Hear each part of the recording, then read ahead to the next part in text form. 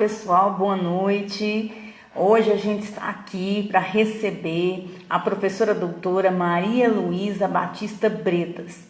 Ela estará proseando conosco sobre leitura, poder e sedução. Então não percam. Vamos aí entrando, para participarmos juntas dessa prosa, entendermos um pouco mais a respeito de leitura, como que acontece esse processo, o que é esse poder de sedução que a leitura tem, que a professora Maria Luísa estará compartilhando conosco.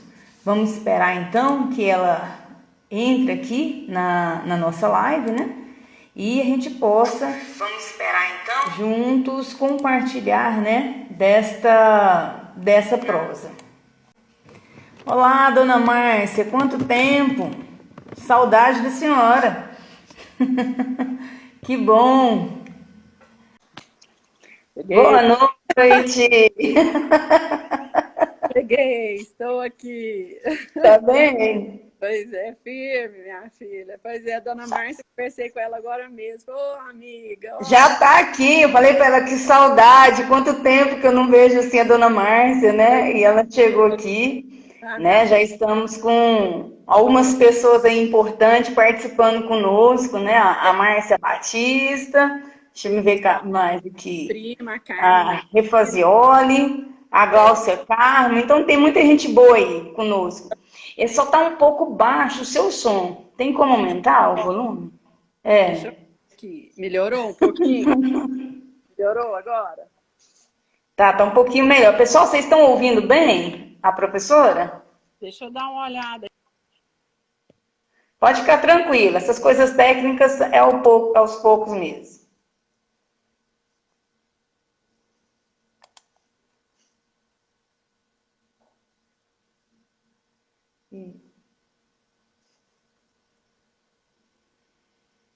Vamos esperar, pessoal. Olá, o pessoal da Rua Viva Literária. Tudo bem, Liane? Falta um pouquinho. Acho que eu estou falando baixo. Isso, pode ser também. Então, seja bem-vinda.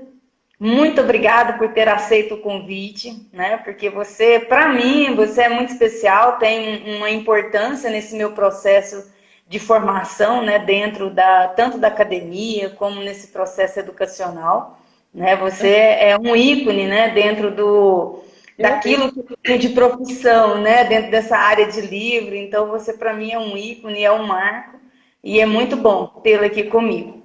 Obrigada, Keila. Obrigada. Que é isso? A gente trabalhou tanto, A gente lutou muito pelo livro em Goiás, Foram muitas viagens, muitas feiras, muitos eventos. Saudade daquele tempo, viu? Outra guerreira é a dona Márcia, Para mim é muito importante a dona Márcia estar aqui, porque ela é uma outra pessoa, assim, um outro ícone, nessa história do livro aqui no estado de Goiás. É uma figura importante.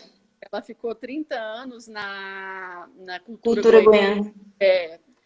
Coordenando lá, gerenciando a cultura goiana. Então, é uma pessoa que conhece bastante. Conhece muito de livros, dos nossos escritores goianos, literatura, uma pessoa muito boa. Fora que é extremamente organizada. Eu nunca vi. Acho que é a mulher mais... Não, competência tá ali, viu? Muita competência. Tem razão do seu Paulo não ter abrido mão, Porque sabia o ouro, a pepita que tinha na mão. Pessoal, então assim, obrigada, por vocês estarem aqui conosco. Eu vou estar apresentando a professora Maria Luísa Batista Bretas, para quem não a conhece, porque nós temos pessoas aqui de muitos lugares do Brasil e fora do Brasil, e pessoas que assistem a live depois. Então, só para estar situando, de onde estamos falando e quem está falando.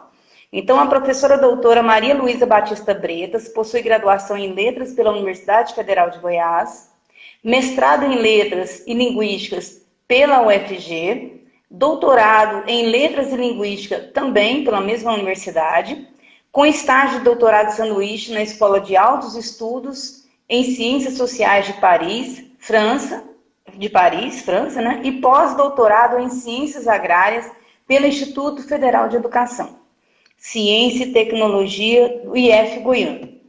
Atualmente é professora efetiva do IF Goiano na área de linguagens e desenvolve pesquisa na área de leitura, do ensino, de produção textual e das relações étnicas raciais. E hoje ela vem compartilhar conosco aqui leitura, poder e sedução. Então nós vamos ver que sedução é essa, que poder é esse que a leitura tem. Professora, fique à vontade. Bom, então eu vou primeiro assim fazer uma cronologia, né, uma linha cronológica aí bem rápida do meu histórico, né, de leitora, vamos dizer assim, porque nessa linha, nessa história, né, tem muito a ver com a questão da sedução, com a questão do poder também, né? Aí eu vou chegar nele daqui a pouquinho. Mas eu sou filha de educadores e talvez eu acho que a pessoa que eu conheço, que eu conheci até hoje, que mais leu na vida, né, que eu tive o prazer, o privilégio de conviver, foi meu pai. Eu digo assim, de convivência próxima, né? Eu conheço muita gente que lê muito, professora Vera Titsma, tantas outras, né? Professora Zaira, mas assim, uma pessoa muito do meu dia a dia e que me trouxe para esse universo foi o meu pai. Eu me lembro que ainda muito pequenininha, um dia eu entrei no... Aliás, eu estou aqui sentada na cadeira dele, na mesinha dele, no armário dele, tá? Isso aqui foi Memórias afetivas. em 1927. O primeiro dinheiro que meu pai ganhou, ele comprou uma mesa e uma estante. Foi o primeiro dinheirinho dele. Então, assim, desde muito pequena, eu lembro do meu pai ler muito, de dormir muito pouco e ler, assim, exageradamente. Então, ele era uma pessoa que sabia falar de tudo, conhecia tudo. Ele tramitava ali na sociologia, na mitologia, na filosofia, na história, nas letras, em tudo, né? Ele sabia falar de tudo. E eu me lembro de muito pequenininha entrar no escritório dele e falar assim, pai, eu quero um livro bom para ler. E aí, então, ele me deu Monteiro Lobato. Ele falou, você quer um livro bom para ler? Eu falei, é. Ele falou assim, então eu vou te dar Monteiro Lobato, tá aqui. Me deu Reinações de Narizinho, que por sinal está até aqui, nessa coleção verdinha aqui, né? E aí eu comecei, esse foi o início, o start da minha vida de leitora, né? Eu até confesso para você que teve uma época da minha vida que eu não queria mexer com isso, não queria ser professora, eu queria fazer outras coisas, porque eu via o tanto que meu pai e minha mãe sofriam com a questão da educação, né? Não só porque era muito difícil, minha mãe dava aula cedo, trabalhava cedo e tarde, meu pai também. Eles foram diretores de 2 grandes colégios, exatamente na década de 60, na época daquelas greves estudantis. Então, eles sofreram muito, muito mesmo. Com a época em que os diretores eram nomeados, convidados, eram escolhidos, né, pela comunidade escolar, mas eram nomeados. Então, assim, eu tentei até sair fora disso, mas não teve jeito. Eu acabei gostando e indo para o... Olha, eu trabalhei com turismo, eu trabalhei com comida, eu fiz um bocado de coisa, mas o dia que eu entrei na sala de aula e que eu comecei a contar a história para as crianças, eu falei, olha, é aqui que eu quero ficar. Pronto, e acabou, né? E foi assim, eu comecei a trabalhar muito nessa área, fiquei um tempo bem longo fora da escola, porque eu morei no interior e nessa época não tinha, lá onde eu morei não tinha faculdade, eu acabei até dando aula, mas eu larguei a faculdade. E na minha volta, eu também pensei em outras possibilidades. Pensei em direito, né, outras coisas, mas acabei indo novamente para o rumo das letras. Eu perguntei para o meu pai o que ele achava, se eu fazia pedagogia, ou direito, ou letras. Ele falou assim, olha, minha filha, eu acho que o seu caminho é a letras. Eu falei, então vamos lá. E aí eu fiz, foram 5 anos de faculdade, já depois de mais velha, né? Eu já tinha começado letras uma vez, depois de 14 anos eu voltei.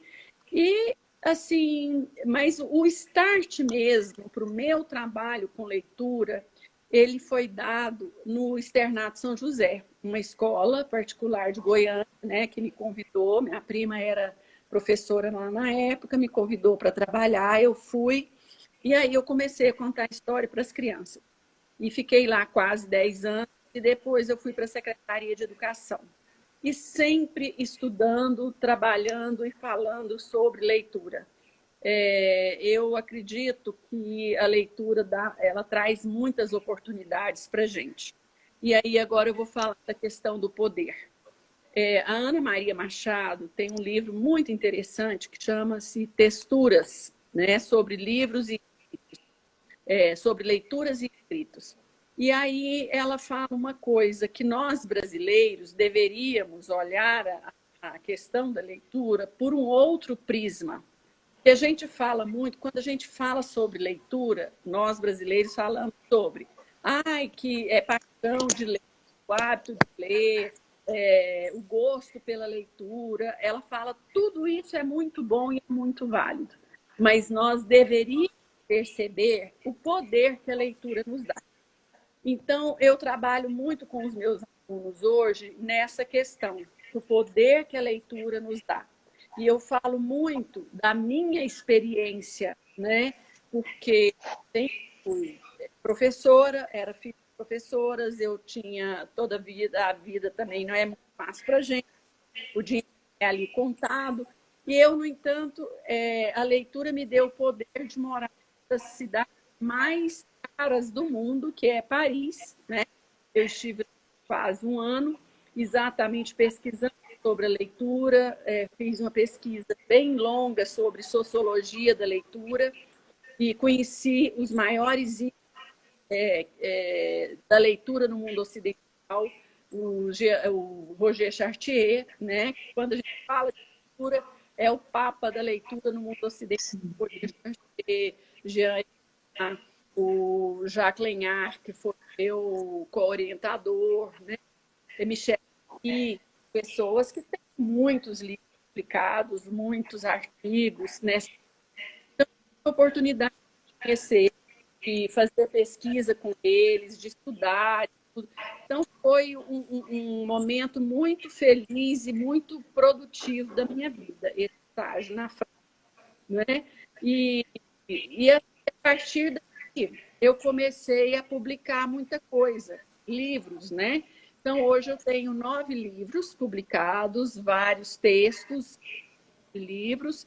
E, assim, uma das coisas que eu mais gosto no meu currículo, que me deu muito trabalho, mas que eu angariei muitas amizades na área, que gostei muito, foram os movimentos de leitura, projetos de leitura que eu desenvolvi no estado de Goiás, enquanto eu estava na Secretaria de Educação. Eu estive lá durante 12 anos, não é?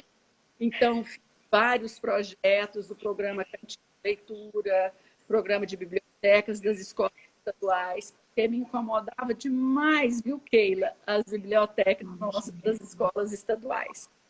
E, assim, aquilo me incomodava assustador, porque o grande número de livros que a gente tem nas escolas hoje são livros didáticos, né, nas bibliotecas.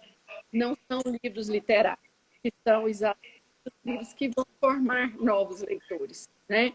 O trabalho de biblioteca é um trabalho muito assim, às vezes, as pessoas que vão para as bibliotecas são pessoas que estão no final de carreira, pessoas que estão encostadas, que já não conseguem mais trabalhar em sala de aula, são pessoas que têm algum tipo de dificuldade, de deficiência, não é? São vários motivos. Então, o pessoal geralmente fala assim, não, leva para a biblioteca, porque lá ela vai ficar quietinha. Então, sabe, a biblioteca não poderia ser um espaço para as pessoas ficarem quietas, um espaço em que os livros estivessem o tempo inteiro lá arrumadinhos, sem lugar, né? Que não pudesse ter visita de alunos, que não pudesse ter aula nesse espaço. Então, isso sempre me incomodou. Então, esses projetos que eu desenvolvi, junto com muitas pessoas, eu não desenvolvi isso sozinha. Primeiro, é preciso ter vontade política, e tive a sorte de trabalhar com 3 grandes secretárias da educação, professora Raquel Teixeira, professora Eliana França e professora Milka Severino, né? As 3 me deram assim, carta branca para trabalhar nesses projetos de leitura. E com isso eu andei muito o estado de Goiás e muita gente viajou e foi trabalhar nas escolas, nas subsecretarias. A gente fez vários eventos enormes, fizemos o Cantinho de Leitura, o programa de bibliotecas, a primeira Feira de Livro, a primeira Bienal, a segunda Bienal, primeiro Salão do Livro, segundo Salão do Livro. E assim, depois que eu saí da secretaria, não sei por que não teve mais nenhum tipo de projeto dessa. Parou, né? Parou. Nós, inclusive, até a segunda Bienal do Livro, nós tivemos quase 160 mil visitantes. Para um público... Foi em 2011, né? O segundo Salão do Livro. O segundo Salão do Livro foi 2011, a primeira Bienal foi 2004. Aqui tá, a primeira Feira de Livro foi 2004 e a primeira Bienal 2005, né? A segunda Bienal já foi em 2008, se não me engano. Isso foi 2008, que não era mais nem Bienal mais, né? Aí, mas assim, a gente teve uma sorte, a gente fez muita coisa boa nesse aspecto, porque eu acredito muito que um dos problemas, né, que nós brasileiros temos, que é um obstáculo à leitura, é a questão do acesso ao livro, né? Vamos ver, por exemplo, aqui em Goiânia. Quantas livrarias a gente tem em Goiânia hoje? Com exceção das livrarias dos shoppings, que a gente tem, estão ali na Rua 4 e estão, na realidade, livrarias, livros usados, né? A gente não tem mais livraria como a Cultura Goiana, como várias outras que a gente tinha, né? Há um tempo atrás. Eu sei que no setor universitário tem uma lá muito boa, ela chama... Eu ainda não fui... Palavrear? Hã? Palavrear? Isso, Palavrear. Eu ainda não fui lá. Mas, assim, investir em livro no estado de Goiás é um investimento muito difícil, não é? Por exemplo, esses 2 projetos que nós fizemos do Salão do Livro, eu fiz junto com as minhas filhas, e assim, a gente ganhava o primeiro salão, inclusive, nós ganhamos 1 milhão, quer dizer, ganhamos assim, foi autorizado pela Lei Rouanet 1.170.000. Só que é o seguinte, você tem que ir das empresas para você arrecadar esse 1.170.000 reais. Mas que empresa no estado de Goiás investir em livro? Ninguém quer saber disso. Foram mais de 300 empresas visitadas, que nós mandamos e-mails, que a gente conversou pelo telefone, que a gente foi, que a gente conversou com o dono. Eles achavam tudo muito bonito, mas não é dupla sertaneja, minha filha. O povo quer investir em dupla sertaneja. Sim, é verdade. Nada contra ele, pelo contrário, gosto, mas, assim, investir em livro aqui em Goiás é dificílimo. Então, essa questão do acesso, a gente fazia esses eventos exatamente pensando no acesso ao livro, né? Pensando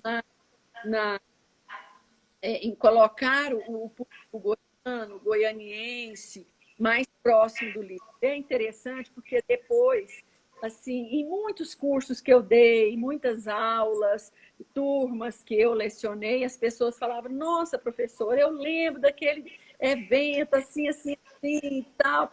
Gente, eu nem imaginava, eu nunca nem imaginava. Um dia eu estou dando aula de inglês em Posse. Um aluno fala, professor, eu fui naquele evento, que é evento de Posse, a pessoa vem de Posse para cá. Mostra. Noção do alcance que é esses eventos que a gente fazia.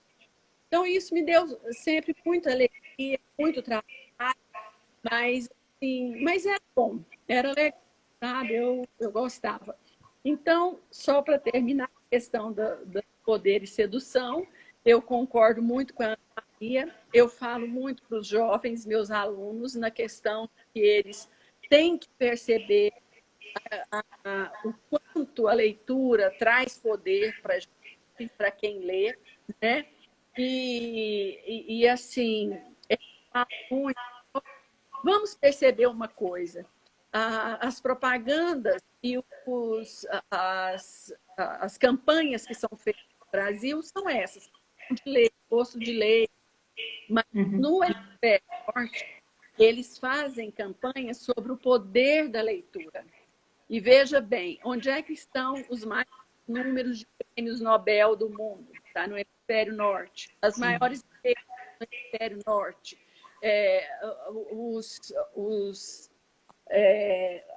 Os grandes achados, as grandes pesquisas científicas, elas estão no hemisfério norte, né? Por quê? É a questão do poder da leitura, né? E a sedução eu uso muito em relação ao professor.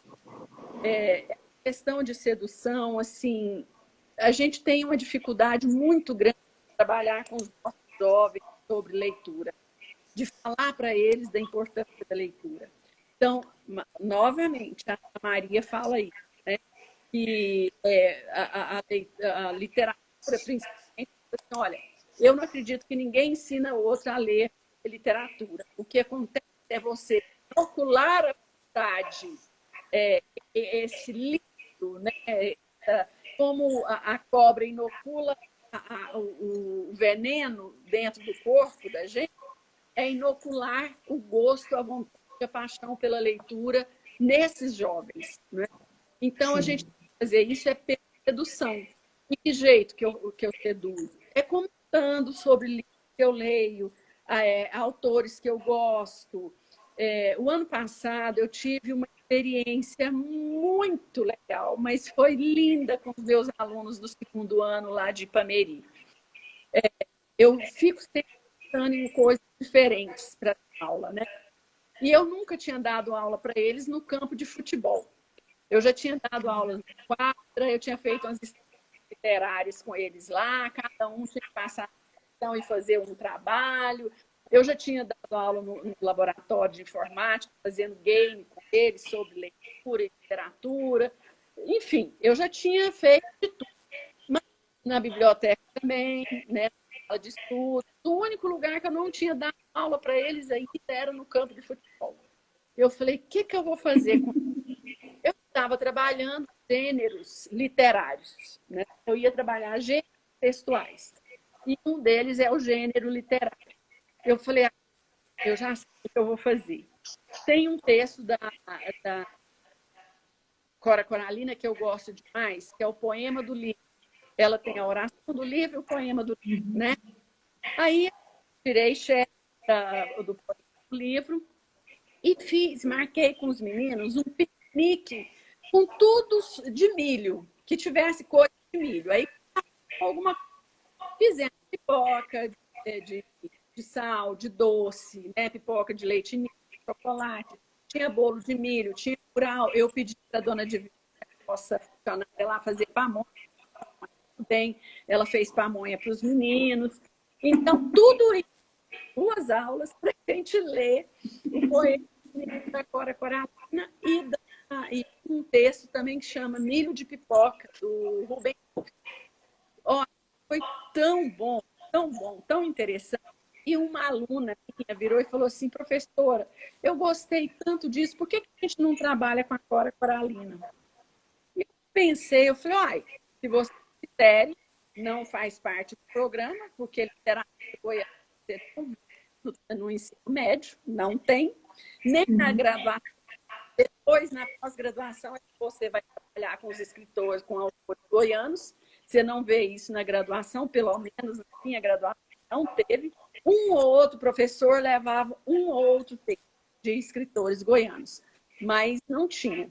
Aí eu peguei e falei assim, olha, então é o seguinte, se vocês quiserem mesmo trabalhar fora Corapina, nós vamos fazer um trabalho de pesquisa, eu prometo levá-los na casa dela lá em Goiás.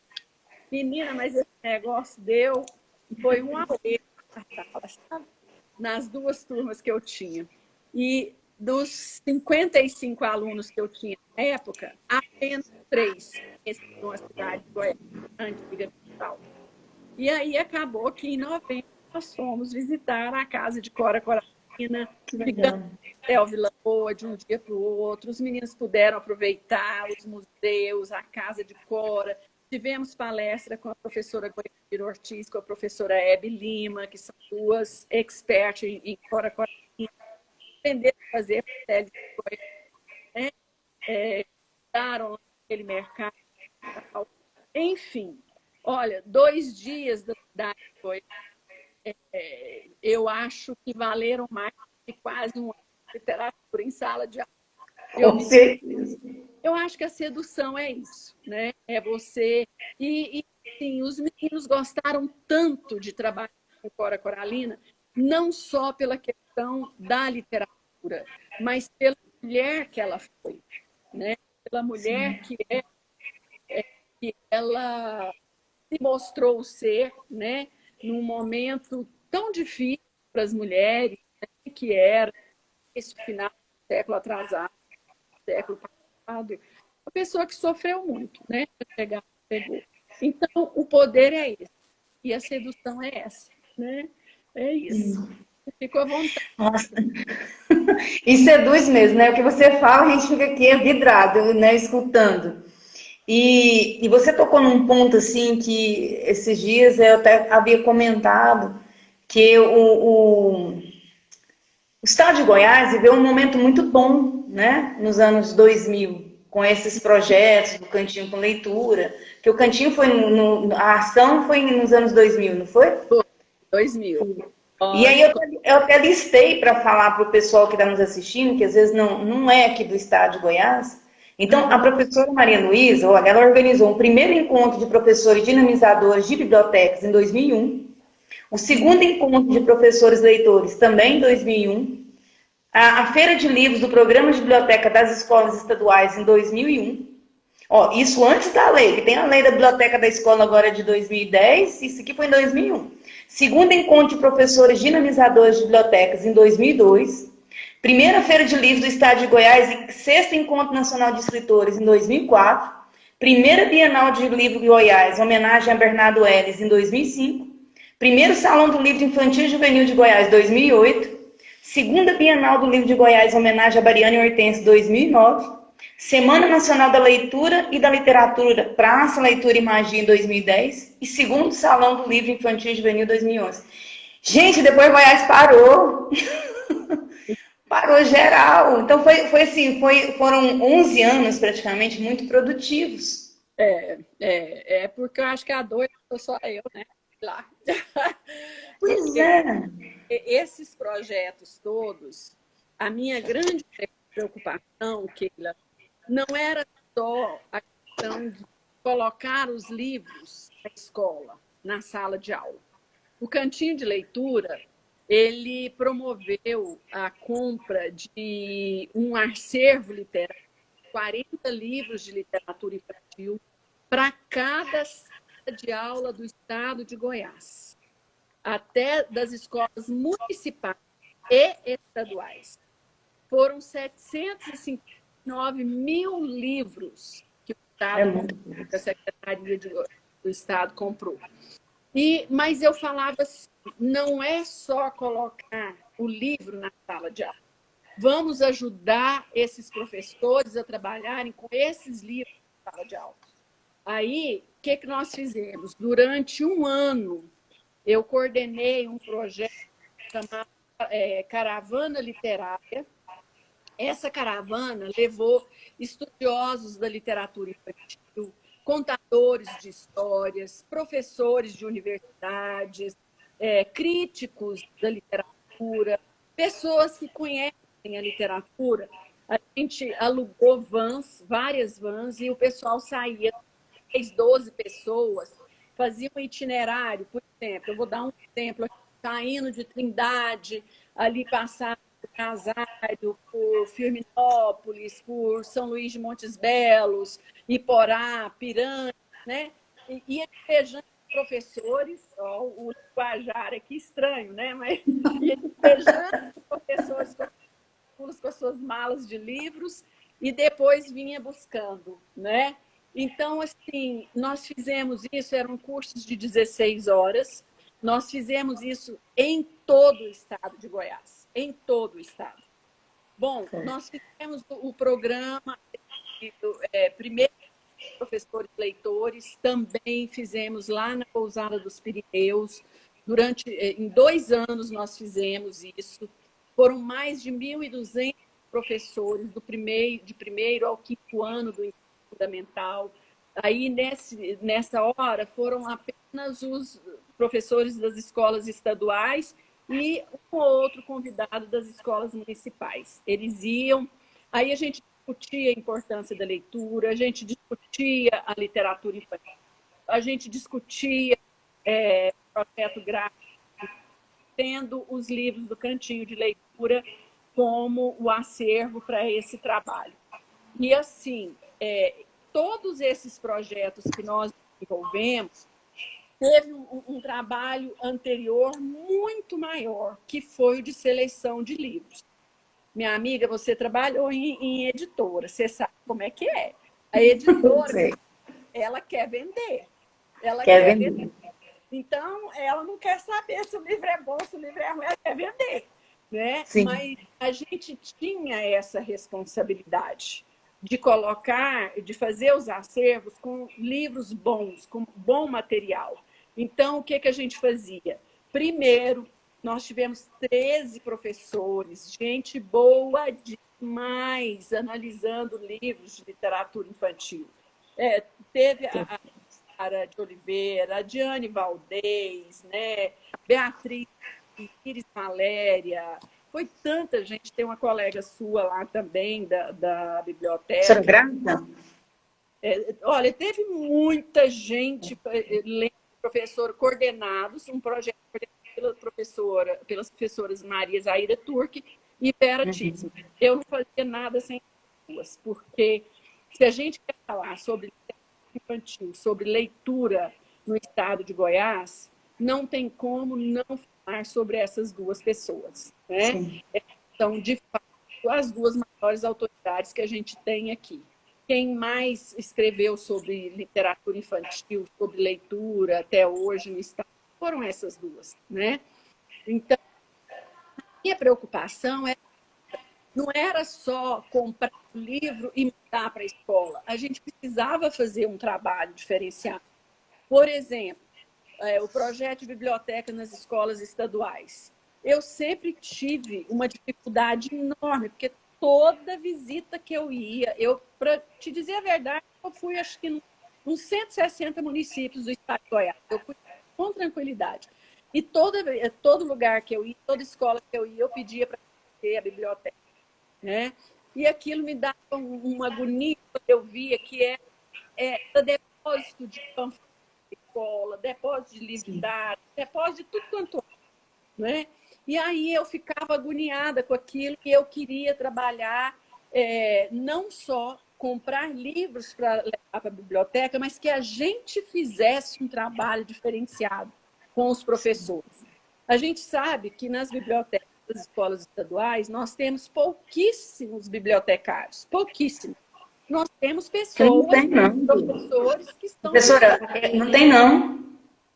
Não tem. Não tem bibliotecário. Tem uma professora aqui da Biblioteconomia que fez uma pesquisa agora, recente, de todas as escolas do estado. E não tem bibliotecário, são só professores readaptados. Pois é. Então, o que acontece? A gente queria fazer com que a biblioteca fosse um espaço dinâmico da escola e que fizesse parte da escola, né? Então, a gente fazia os livros, os livretinhos, a gente escrevia. Os nossos cursos todos tinham material de leitura, material técnico, material, todos.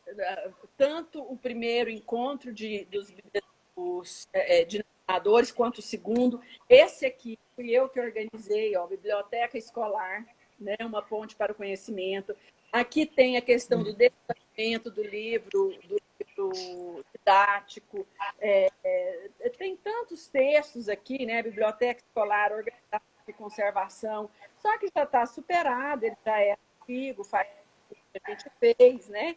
Mas na época foi assim, foi muito bom. Então a gente tinha essa preocupação de não só fazer o projeto, de desenvolver o projeto, mas de dar subsídios para os responsáveis, né, trabalhar com a...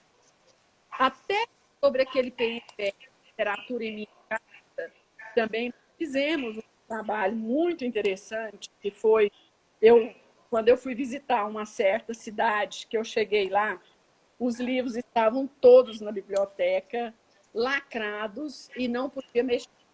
E eram livros que eram coleções para serem doadas, levar para cá, para ele ler com os pais. Gente, aquilo mexeu tanto comigo. Eu cheguei aqui em Goiânia doida. Eu falei, não. Aí comecei, a professora Vera escreveu um projeto porque tem 5, nesse Literatura em Minha Casa, eram 5 volumes, cada volume era um gênero textual. Então, tinha teatro, tinha poesia, tinha contos, tinha um gênero narrativo, né? Tinha teatro, poesia, contos, o que era mais? Não lembro, não estou lembrado. Ela escreveu um livro didático para a gente trabalhar com isso, com esses 5 gêneros narrativos, né? E mandei gente para esse estado de Goiás inteirinho conversar com o professor geral. Principalmente todos do quinto ano eram obrigados a assistir os cursos, porque era lá que estava a literatura em minha casa. E eu falava para eles, gente, pelo amor de Deus, fala para esse povo que é para entregar um livro, não é para ficar na biblioteca, não. Tinha 1000 e tantos na biblioteca, menininho sem nada para casa. Aquilo me matava, né? Então, assim, a gente fez muita coisa interessante. Era tudo macro. A gente não fazia nada para pouca gente, né? Esses cursos mesmo da biblioteca, o que os responsáveis por elas me reclamavam, é que o coordenador pedagógico, os diretores, não estavam nem aí, que eles não queriam saber, que não, e não sei o quê, que eles, os responsáveis queriam fazer alguma coisa diferente. Eu falei, então, pera lá. Aí o curso era para diretores das escolas, coordenadores pedagógicos e os dinamizadores, para todo mundo. Todo mundo. Teve uma época que a gente deu esse curso lá na pousada do Rio Quente, e estava bom, a professora Raquel falou, olha, é só médico, engenheiro, arquiteto que vai para a pousada do Rio Quente, pousada dos Pirineus, não, o professor também tem que ir. Então, nossos cursos eram todos lá. Aí, eu fiquei quase 3 meses internada nessa pousada do Rio Quente, dando curso sobre bibliotecas lá, falando sobre a importância da leitura, né? E comentando com eles como é que eles tinham que tratar a biblioteca, como é que tinha que ser, e dava um puxãozinho de orelha, assim, bem de leve, né? Nos diretores e nos coordenadores pedagógicos. Eu falei, vocês têm que colocar... o projeto pedagógico tem que prever um trabalho na biblioteca diferenciado. Né? Então, assim, foi muito legal. Foi um trabalho bom que a gente fez. Né? Tem saudade dessa... Foi árduo, né, professora? Foi bem árduo, não foi algo fácil, a gente sabe que fácil não foi. E se for fazer de novo, não será, né? Tudo o que envolve leitura é um pouco difícil no sentido que você tem que conscientizar, né? E é uma coisa permanente, não adianta. Mas eu quero ler alguns comentários aqui de algumas pessoas que estão conosco. Então, a Roda Viva Literária é uma bibliotecária do CEPAI. Aí ela diz assim: um pai leitor é um grande presente do universo. A Leda Oliveira, Maria Luísa, mulher guerreira e valorosa. É porque tá passando. Eu não tô vendo os comentários. Não tá vendo? Não, é porque aqui, ó. Aí tá vendo? Conseguiu ver? Conseguiu ver? Alguma coisa aqui. Não. Aí tem a Heloísa Davino que fala: eu tive o privilégio de estar junto e trabalhar em muitos desses projetos com a professora Maria Luísa. Goiás floresceu com a leitura literária. Saudades. Também tenho saudades. A Heloísa é de Ouro Preto. Ouro Preto. Gente, de Ouro Preto, né? O pessoal do curso Processo Criativo está aqui com a gente. Aí a Heloísa, ela volta a falar: e levou o melhor para as escolas de Goiás. Extraordinárias professoras. A Heloísa foi uma das que foi nos projetos nossos das caravanas literárias, nos cursos de biblioteca. Ela morava aqui na época, hoje ela mora em Ouro Preto. A Heloísa foi grande companheira nossa. Gente, aí a Maria Tereza, ela fala assim: professora Maria Luísa, excelente profissional, competente e extremamente responsável com a área educacional do estado de Goiás. E ela tem como que eu falo? Como a senhora mesmo falou no início, né? Tá na veia, tá no sangue. Porque tem o professor, um dos pioneiros de Caldas, que é o Josino Bretas, que é seu avô, e hoje leva o nome de uma biblioteca, né? A biblioteca Josino Bretas, lá de Caldas. E temos... lá, por sinal, a Maria Helena. Maria Helena. Pela biblioteca lá que tem o nome do meu avô, é uma excelente bibliotecária. Excelente. Eu acredito que uma bibliotecária que tem a disposição para fazer as atividades dentro da biblioteca, ela tem todo o diferencial, porque aí ela tem a técnica e aí depois ela também vem com as ações, né, culturais. E é o que a Maria Helena faz lá muito bem, ela desenvolve realmente muito bem. Eu estive lá no final do ano, na inauguração da nova biblioteca do meu avô. Quando eu vi uma árvore de Natal feita de livros, eu nunca mais fiz outra árvore de Natal. As minhas aqui estão agora. Então, aqui tem uma outra que está com a gente aqui, fala: não basta deixar uma biblioteca sem bibliotecário, ainda colocam professores readaptados. É muito descaso. É o que eu venho falando em algumas lives, sabe, professora Maria Luísa? Não sei se a senhora concorda comigo. O pessoal tem mania de achar que lugar de biblioteca é lugar de silêncio. E é muito pelo contrário, gente. A biblioteca é lugar de barulho e lugar de professores doentes, ou é no hospital ou em alguma clínica fazendo tratamento, porque ele precisa. Então, se ele está doente, não é a biblioteca que ele precisa ficar, porque o lugar de biblioteca é lugar de barulho, de organização. Não é, professor? Eu também acho. Sabe, assim, é claro que tem muitas pessoas boas, tem pessoas demais, assim, gostam de ler, que têm paciência, que ensinam, ajudam os meninos a pesquisar. Tem muita gente boa. Mas, assim, na sua maioria, que eu vejo, que eu percebo, isso eu faço, é de conhecimento mesmo, porque, como eu te falei, eu visitava muitas bibliotecas. Muito. E, assim, eu vejo que o destino, a biblioteca não tem o seu destino, assim, mais certo, mais correto, a biblioteca escolar. Tá? Com raras exceções, a maioria delas são bibliotecas que deixam o pessoal assim, que não vão, os alunos não vão lá, né? Não vão, não é?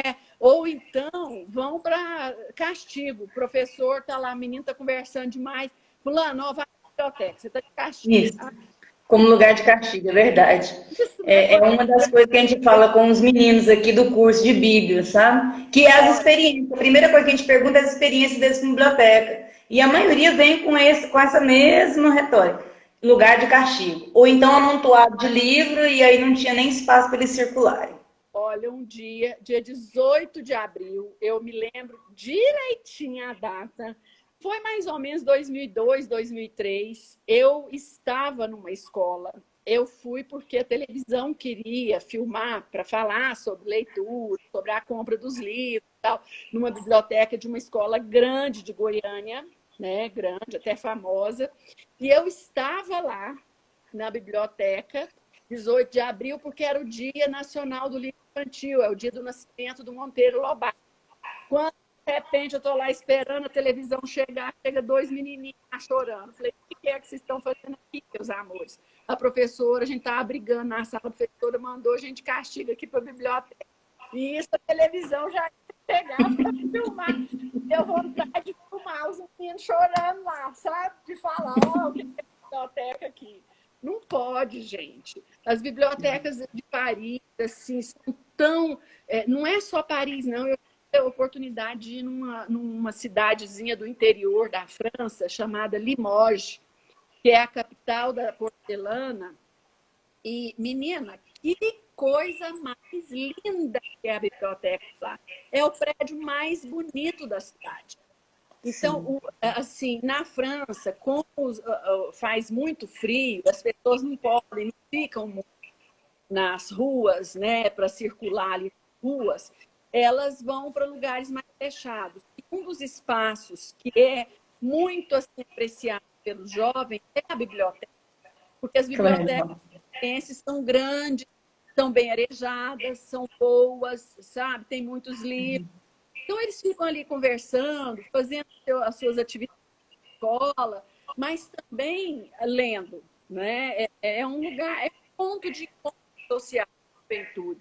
E tem cada biblioteca linda. Essa de Limoges é maravilhosa, ela é toda de vidro e totalmente coberta de como quadros, né? Pintores famosos. Não, gente, eu fiquei encantada, sabe? Encantada. Imagino, imagino. É coisa de deslumbrar. Mas também a França, né? O pessoal lê 21 livros por ano, nós lemos 5. É outra realidade, né? Tem uma pessoa, não sei se é Leda ou Ieda, ela está reclamando que seu som está falhando, mas eu acredito que seja a internet, é questões de conexão, não tem muito o que fazer com relação a isso, né? Mas aqui, a Rosa Silva Souza, ela fala, professora Maria Luísa, uma inspiração para todos os professores. A Gláucia Carmo, muito honrada por ter trabalhado com você. E a Terezinha, parabéns, Du, valeu. Ai, minhas colegas, minha prima. Isso, tá tudo aqui. Ô, saudade, nossa senhora. Não, eu tô falando aqui, a Rosa Silva fala justamente, tive o prazer de trabalhar com a professora Maria Luísa, minha inspiração como profissional na educação, saudades. E é o que nós temos mesmo, é saudades, né, daquele momento de ver, assim, apreciar os meninos passeando com o dinheirinho deles, que eu lembro muito bem disso, com o dinheirinho deles, né, podendo ter autonomia de escolher. E essa autonomia para eles acho que é muito importante. Os alunos que iam para a feira ganhavam o dinheirinho, né? 20, 30 reais para comprar o seu livrinho. E era bem interessante isso, era bem legal. Para movimentar, para as editoras venderem, para eles terem o livrinho deles, né? Porque a gente queria que eles tivessem, né, o livro para levar para casa, para ter o companheiro.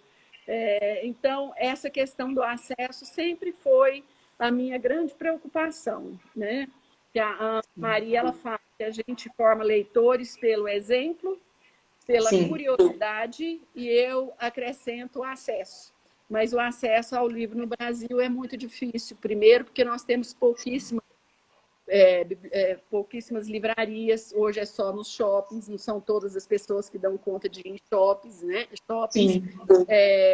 A questão também do preço, o preço é muito alto, né?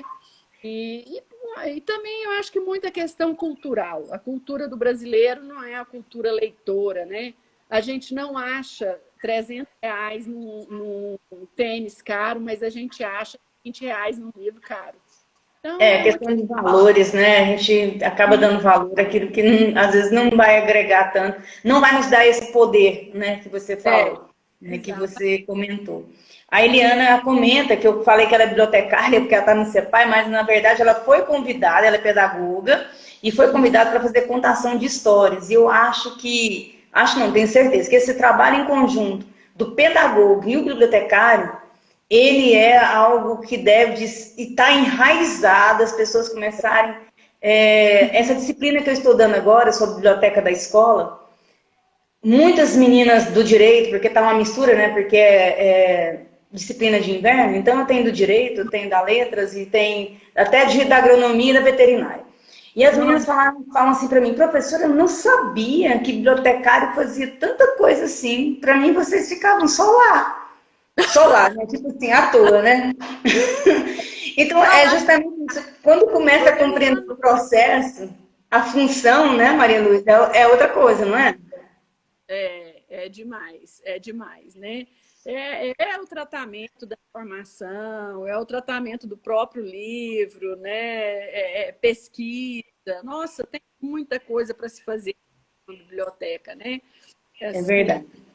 para a gente dinamizar, fazer concursos de contadores de histórias, esses projetos que nós fizemos, do Praça, Leitura e Magia, foram muito interessantes. A gente fazia, por exemplo, nós começamos pela cidade de Goiás e no ano seguinte nós sorteamos Iporá, o terceiro ano seria Ipiranga, mas não deu certo. Mas assim, o que a gente fazia? A gente fazia um festival de contador de história, contador de causas, contador de poemas. A gente levava livros para os alunos, convidava escritores. Nós levamos o Pedro Bandeira para Iporá. Nós levamos a Valéria Belém para Iporá. Nós levamos, deixa eu lembrar, Rosane Rios para Iporá. Teve uma que a gente levou também para Goiás. Levamos a Maria Machado para a cidade de Goiás. E dessas pessoas que iam, a gente pedia para eles terem momentos de autógrafos, a gente comprava livros para esses meninos e distribuía para eles. Então, de cada subsecretaria, 40 iam no mínimo 5 crianças. No mínimo. De 3 a 5 crianças. E as crianças ganhavam livros. Recebiam autógrafo, você imagina um autógrafo Pedro lá orar, né? Não, olha, foi coisa demais, menina. Marcelo Barra foi nosso companheiro, inclusive, ele fez até uma música para a gente, que é a importância da leitura. De tanto que ele acompanhava esse projeto, né? Mas foi isso, foi muito bom. Muito bom. Eu sei que você já comentou. E assim, eu queria assim, te chamar só para fazer, porque não vai dar tempo, e tem algumas perguntinhas de algumas pessoas que enviaram por causa da enquete.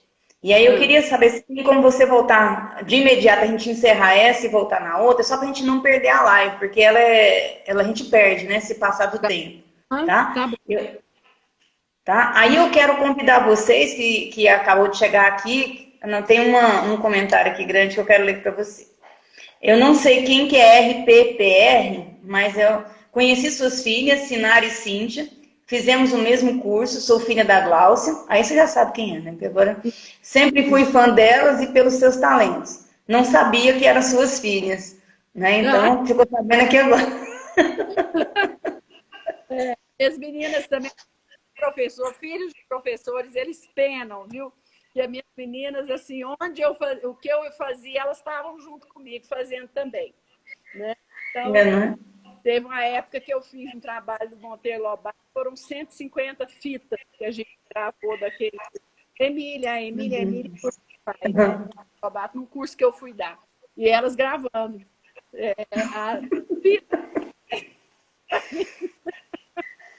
Aí eu quero finalizar essa live, gente, mas sim, eu quero convidar vocês que eu só vou encerrar e nós voltamos de imediato. E tem um comentário aqui da dona Márcia parabenizando, né, a Du, porque a professora Maria Luísa, para muitos, a conhecem como Du, né? E falando obrigado, Keila.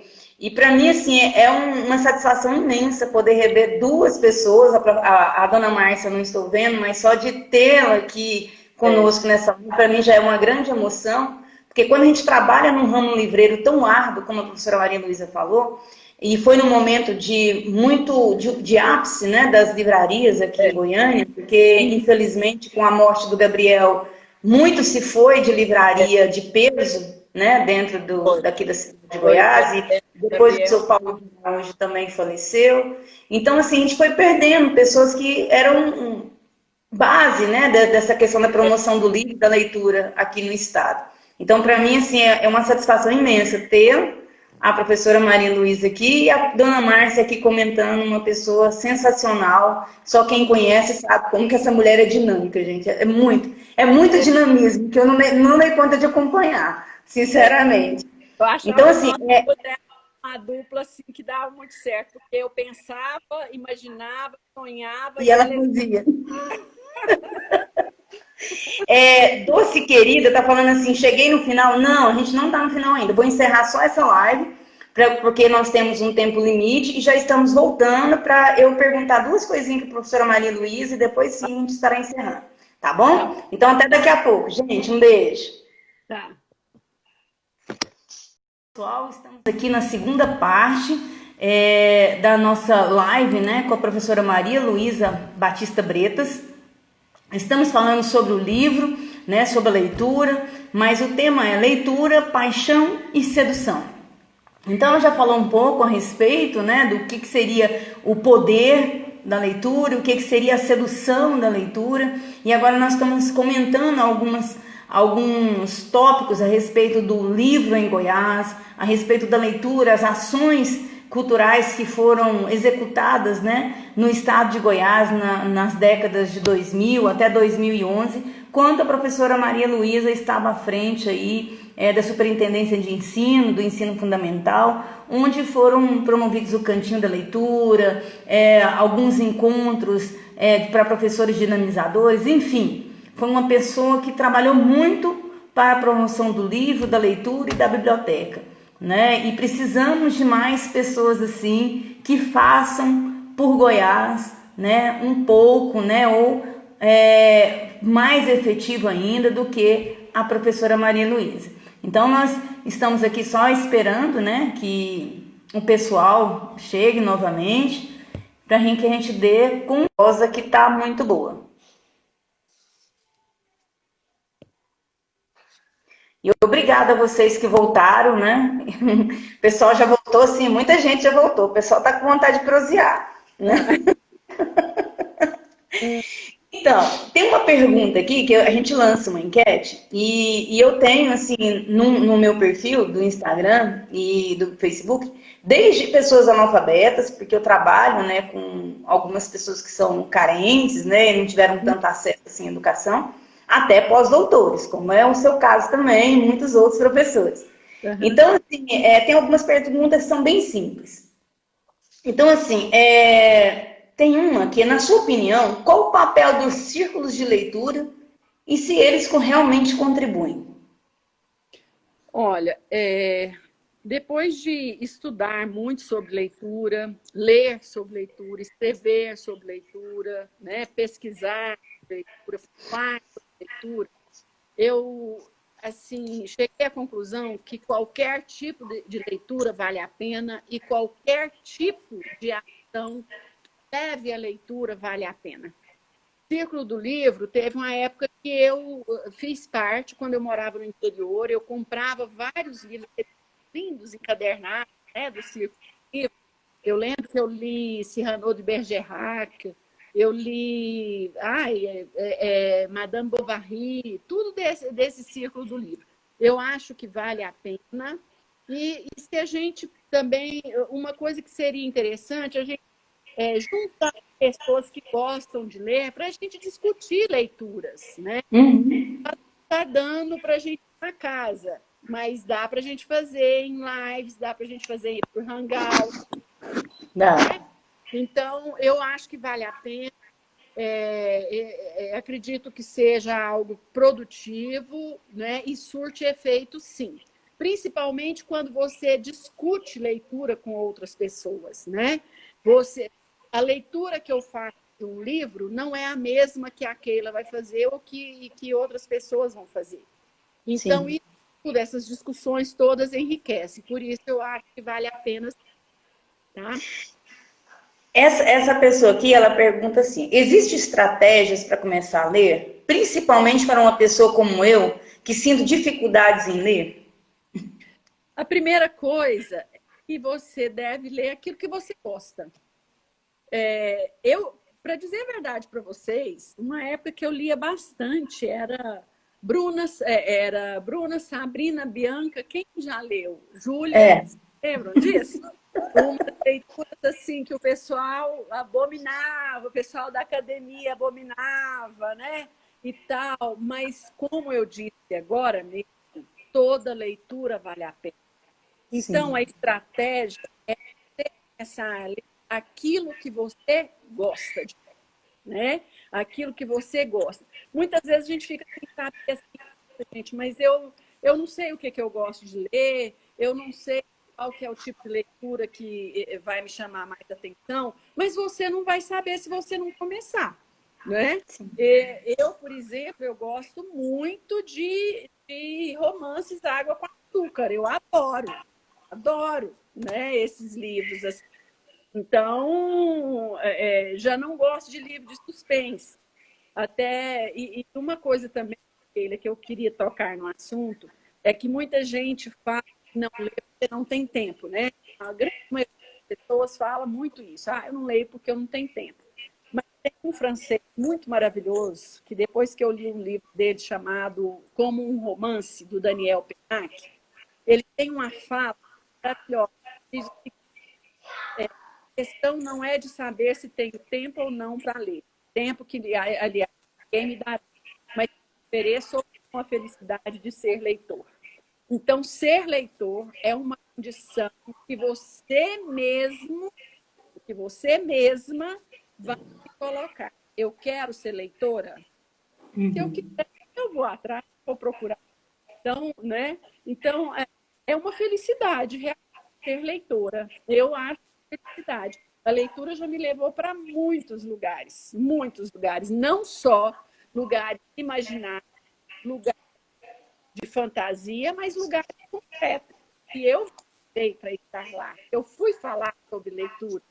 Eu já fui para Basileia, na Suíça, numa mesa de 5 francesas falar sobre a importância da leitura.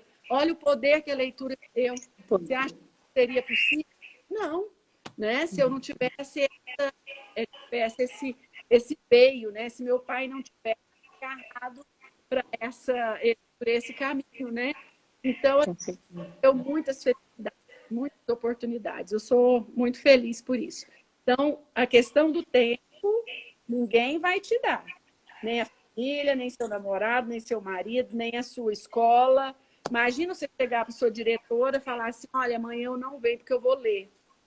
Uhum. Então, né? Você não vai conseguir isso.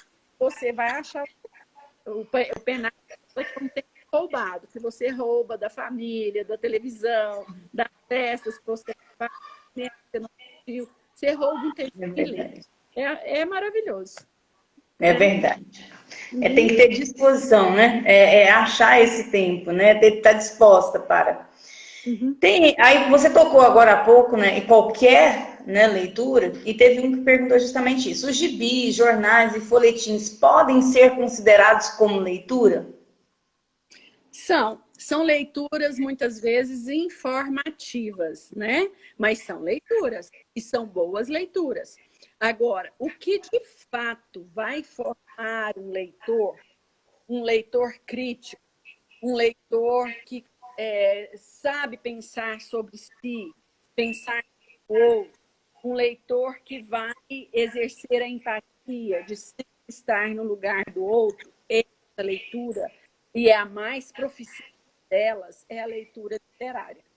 Porque na leitura literária você tem filosofia, sociologia, história, geografia, língua portuguesa, língua inglesa, língua francesa, você tem todo tipo de assunto, né? Leia Shakespeare para você ver um cara que lá de 400 séculos atrás, como é que uma pessoa vivendo numa cidadezinha, Stratford-upon-Avon, da Inglaterra, se tornou um dos maiores escritores, dramaturgos do mundo até hoje, assim, lido, estudado e interpretado, né? Porque um cara soube falar sobre o humano, o ser humano, né? Desde do seu inconsciente, do seu submundo, daqueles lugares mais escondidos que a gente esconde dos outros, das pessoas, e que quer esconder até dentro. Shakespeare foi lá e tirou e colocou às claras, não é? Então, a leitura literária tem esse poder de trabalhar, de discutir, mostrar, de colocar às claras quem é esse ser que se diz humano, né? É verdade. Com relação à leitura de livros infantis, é necessário insistir com a criança que relate sua compreensão sobre o texto lido? Olha, o bom é você deixá-la à vontade, né? Ai, me fugiu agora aquele da cabecinha branca, que é cartunista. Meu Deus, como é que ele chama? Ziraldo. O Ziraldo, ele fala das etapas da leitura do livro infantil, né? Ele fala assim: primeiro, leia para o seu filho, depois leia com ele e depois deixe que ele leia para você, né? Então ele coloca assim: a criança precisa ler, você vai ler para ela. Aí depois você vai ler junto com ela, né? E depois você vai deixar que ele leia para você. Agora, que isso seja feito de forma espontânea. Não precisa você terminar um livro e falar assim: o que você entendeu do livro? Não precisa ser assim. Você pode conversar coisas corriqueiras do seu dia a dia, que está acontecendo aqui, não é? De alguma coisa que você viu, de algum fato que aconteceu entre você e seu filho, né? E que você leu um texto com ele, traz para a sua realidade. Muitas vezes, isso parte até deles, né? Vai partir mais deles do que da gente, né? Então, assim, eu acho que deixa à vontade. Quanto mais à vontade, quanto mais espontâneo for essa relação da criança com o livro, aqui em casa mesmo eu tenho muitos livros de literatura infantil e eu tenho 2 netinhos pequenos ainda, a Maria, que tem 3 anos e meio, quase 4, 3 anos e 10 meses, e o Davi. Então, a Maria, a coisa que ela mais gosta é chegar aqui em casa, os livros todos aqui não dá. Aí a Cibele, que entrou aqui agora mesmo, que é a mãe dela, fala assim: nossa, mãe, é uma bagunça. Eu falei: deixa, deixa pegar o livro, deixa manusear. O Davi também quer. Quando eu vejo rasgar, eu já pego, faço outra coisa, mostro outro livro e tudo, mas tem que deixar a criança pegar, cheirar, ler e contar a história do jeito, né? Sim. Mas toda vez que ela vai dormir comigo, eu tenho que ler Patinho Feio para ela. Sempre a história. Maria, não lê outros e tal. Eu tenho um que eu escrevi que eu gosto muito, que é esse aqui, ó. Meu único livro infantil, o Chico Moleque, o Chico Moleque. Resultado de uma pesquisa que eu fiz numa comunidade quilombola. Então, eu leio para ela e tal, mas ela gosta, ela volta lá no Patinho Feio, sabe? Então, assim, é gostoso isso, né? E será por que ela gosta do Patinho Feio, você sabe? Por que ela gosta? Esse gosto, ela já falou? Oi?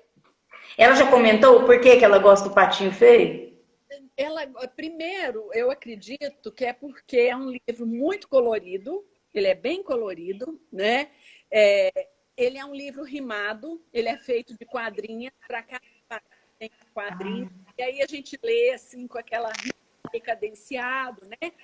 E o Patinho Feio, ele é uma história que assim que as crianças gostam muito, porque com certeza, em algum momento das nossas vidas, em alguma situação, principalmente na escola, a gente já se sentiu inferiorizado, seja em relação a um irmão, seja em relação a um colega, seja em relação a alguma situação.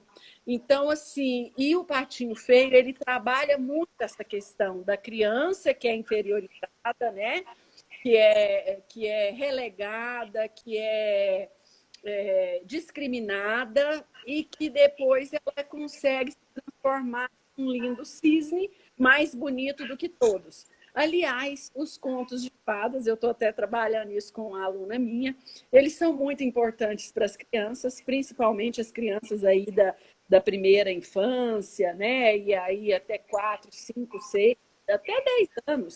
São muito importantes porque o Bruno Bettelheim fala isso para ele trabalha, ele trabalha com situações, com sentimentos que são inerentes a todos nós, principalmente as crianças. É a questão da inferiorização. Os contos de fada, eles têm uma receita. Na realidade, existe uma receita. Em geral, é um herói que é humilhado, que é colocado a uma prova, ele tem que passar por uma prova dificílima. Depois que ele passa por essa prova, ele sai vitorioso. Quem não quer ser um super-herói? Por que Uma Linda Mulher, filmes mais assistidos até hoje no mundo, ele é uma receita de contos de fadas, sabe? Eu até hoje parei para escrever uma receitinha dessa. Vocês querem uma receita mais produtiva e assim, lucrativa do que Harry Potter? É receita. Sim. É só a própria mostrou, analisou os contos de fadas, mais de 100 contos de fadas, e colocou os elementos que são comuns a todos eles, né? Eles são todos assim. Então, eles dão certo porque é uma pessoa que ou um animal que é inferiorizado, que é discriminado, que é relegado por outros, que é humilhado. No Harry Potter, todos eles são assim, né? E depois ele consegue ultrapassar tudo isso e vira um herói, né? Então, essa é uma receita, gente, para muito lucro, viu? Eu ainda não sentei para escrever. A Simone Aparecida diz que ama ler e costuma ler de tudo. E a Doce Querida, não sei qual que é o nome dela, que está por trás desse perfil, ela conta uma experiência. Leio para as minhas netas e com naturalidade, pelo fato de serem pequenas. A imaginação aflora e a interpretação do texto é feita elas contando na maneira delas. Outra historinha baseada no que eu li. E isso me deixa encantada, pois tenho uma neta de 14 anos que ama a leitura, a vontade dela nunca foi obrigada, estimulada sim, né? Que é o que você está relatando aqui pra gente, né? Ela fez. Tem uma outra pergunta aqui para você. Qual a sua autora ou autor predileto, predileta, e o livro correspondente a esse autor e autora? Seu. Olha, um dos livros que mais me tocou até hoje foi Os Miseráveis, de Victor Hugo, né? A primeira vez que eu fui à França, que eu fui a Paris, eu fui com a professora Maria Zaira Turque, e a gente estava indo para Basileia, para aquela mesa que eu falar sobre os projetos de leitura em Goiás. E aí a gente visitou a casa de Victor Hugo e eu comprei o livro dele, Os Miseráveis. E esse livro ficou muito tempo instante aqui. Eu não lia, até que um dia, assim, eu me preparando para casa, eu falei, eu vou ler esse livro para poder ir, assim, treinando o meu francês, que estava bem parado e tudo, e eu comecei a ler. Eu me lembro que as últimas 100 páginas do livro que eu tinha que ler, eu comecei a ler por volta de umas 11 horas da noite, quase meia-noite, e assim, e aí meu ex-marido, toda hora assim, daí de hora em hora ele vinha, mas você não vai dormir, você não vai dormir, você não vai dormir. Eu fiquei tão presa, que eu terminei de ler o livro, era quase 5 horas da manhã. Chorando copiosamente, sabe? É um livro lindíssimo, ele me tocou profundamente. Então, o Victor Hugo, né? Os Miseráveis. Tem um texto, um conto também do Gustave Flaubert, que se chama Uma Alma Simples, que eu gosto muito também. Tenho achado de Assis, eu gosto muito de Machado de Assis, né? Me lembrando, eu gosto de ler ali o Alienista, os contos dele, do Machado de Assis, e, claro, óbvio, maravilhosamente, meu querido Monteiro Lobato, né? Monteiro Lobato, eu gosto de tudo dele, de tudo. E, assim, uma das coisas que eu li dele que eu gostei muito foi uma correspondência que ele trocou com ele e o... Ai, que minha cabeça está péssima. Não me lembro mais o nome. Foram 40 anos de correspondência, são cartas, né?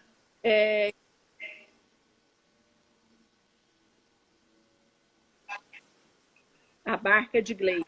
É toda a trajetória do Lobato. É muito lindo. Eu gosto demais do Monteiro Lobato. E Reinações de Narizinho, A Chave do Tamanho, Urupês, né?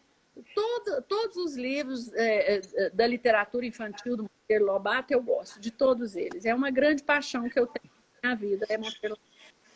Você está trabalhando agora a questão étnico-racial, não é? Você colocou, que eu li lá no seu currículo. E aí, quando fala da questão do Monteiro Lobato com essas questões étnico-raciais, o que você pensa disso? Olha, gente, assim, isso é tão... O Monteiro Lobato, ele tem, assim, muita gente que detesta, né? E muitos que amam de paixão. Eu sou das que amam de paixão. A gente tem que perceber o contexto em que Monteiro Lobato viveu. A primeira questão é essa, né? Ele nasceu em 1882. 6 anos depois é que foi promulgada a Lei Áurea, né? A liberdade do escravo. Monteiro Lobato foi criado por ama. Ele teve uma ama de leite. Por isso ele criou a tia Anastácia, né? Então, a gente tem que primeiro contextualizar a vida do Monteiro Lobato, para depois a gente perceber e ver assim, ele foi racista ou não. De forma alguma, Monteiro Lobato não foi racista, sabe? Ele não foi racista. A questão é o tempo que ele morava, o tempo em que ele viveu. É que ele foi criado com escravos em volta dele. Mesmo depois da libertação dos escravos, eles ainda faziam parte da vida do Monteiro Lobato. Monteiro Lobato viveu muitos anos na fazenda, que foi do avô dele, né, o Visconde de Tremembé. Foi lá que ele criou a figura do Jeca Tatu. O Jeca Tatu foi criado por ele, achava um cara que não gostava de trabalhar, que era mole, assim, cheio de preguiça. E, no entanto, depois, verificando o que tinha acontecido, porque o Jeca Tatu era assim, ele percebeu que não era preguiça, era por conta do amarelão. O amarelão era uma doença, né, que tomava conta de grande parte dos nossos peões daquela época, do caboclo da roça. Um dos textos mais lindos que eu já li na literatura toda é o pedido de perdão que o Monteiro Lobato faz para o Jeca Tatu.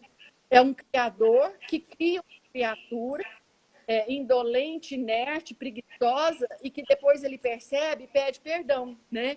Ele diz mais ou menos assim: eu ignoravas que era assim, meu caro Jeca, por motivo de doenças tremendas. Está provado que tu tens no corpo todo o jardim zoológico da pior espécie. E é essa bicharia que te faz papudo, molenga e inerte. Tem culpa disso? É claro que não. Assim é com piedade. Cara, hoje, ignorantão que outrora só via e cuidar.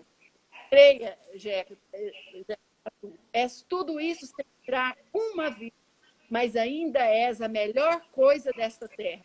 Os outros que leem francês, que falam, dançam tango e que fumam charuto Havana, esses têm todas as verminoses que tu tens no corpo. Doente por doente, antes como tu, doente só do corpo. Olha que coisa linda, gente. Nossa. Maravilhoso. Isso é maravilhoso. Né? Então, é um cara que pede perdão. Ele foi a público pedir perdão para o Jeca Tatu. Você não era assim, eu que te vi assim. Né? Então, assim, Monteiro Lobato, não foi racista. Monteiro Lobato é a maior injustiça que faz com ele, por conta de ser tão descarada daquele tanto. Gente, nós temos que perceber que a literatura infantil, até a chegada de Lobato, é toda moralista. Ela só servia, era moral da história, era colocar a criança responder sem falar nada para a mamãe nem para o papai. A criança não tinha voz, não tinha vez. Aí ele pega uma boneca de pano, sem vergonha, e coloca ela para falar tudo o que quer, do jeito que quer, para quem quer. Gente, isso é a melhor coisa desse mundo, sabe? Então, claro que a gente tem que criar as crianças com limites, né? Com limites. A gente pode falar todo mundo, mas o que ela falava era o que via na época, né? Mesmo o tratamento dela com a tia Cássia. Mas não é. Monteiro Lobato, para mim, é a maior injustiça do mundo. Foi um dos maiores nacionalistas que nós já tivemos até hoje no Brasil. Um cara que teve coragem de fazer coisas, que peitou o presidente da época e foi preso por causa disso, né? Ele foi preso por causa disso, na época lá de 1945. Ele perdeu um filho quando ele estava na cadeia. Ele falou que no Brasil tinha petróleo, tinha explorar isso para ser, porque ele tinha morado nos Estados Unidos e viu o que era a riqueza lá, né? Então, assim, ele fez tudo isso e ele é muito injustiçado. É um dos homens, um dos maiores nacionalistas que esse país já teve, junto com Paulo Freire, junto com Anísio Teixeira, junto com outros tantos, né, que a gente teve, e, no entanto... Mas ele teve coragem de escrever, de falar e de pôr a boca no mundo. E, às vezes, isso aí não é tão simpático, né? Tem gente que não quer ouvir certas coisas, né? Então, Getúlio Vargas o perdeu por conta disso. Ele tinha muito interesse por trás, muito interesse de fora, né? Do petróleo de fora, e por aí vai. É igual você está falando, né? A literatura ela tem toda essa questão social, política, econômica, né? E essas literaturas que você citou, Machado de Assis, Monteiro Lobato, esses autores que você citou dessa época, retratavam muito bem na literatura o contexto histórico, social, cultural, tudo estava ali, de uma forma literária, mas estava muito bem explícito, né? O que eles queriam mostrar e contar. A Doce Querida é a Leonora Souza, é uma bibliotecária querida lá de Manaus. Um beijo, tá, Leonora? Tá lá de Manaus acompanhando a gente, lá no Amazonas. E a Simone fala assim, que muito lindo. Também amo muito Monteiro Lobato. E a Eliane fala que retratação, né? Uma verdadeira revolução. Porque você leu, e você leu não, você leu na sua mente, né? Você falou todo o texto assim, com tanta veemência, parecia assim que era o próprio Monteiro falando no seu discurso. Alguns textos que eu me arrepio toda vez que eu falo. Esse é um deles. Tem um outro também que eu gosto, da Lígia Borjunga Nunes. A Lígia Borjunga é uma grande muito. Eu estudei a Lígia na minha dissertação de mestrado. Também um texto muito bonito, que é livro, troca, né? Tem muitos textos lindos. Eu gosto gosto muito da literatura goiana, principalmente da Cora Coralina, adoro ela, né? Tem muita coisa boa nesse mundo nosso, né?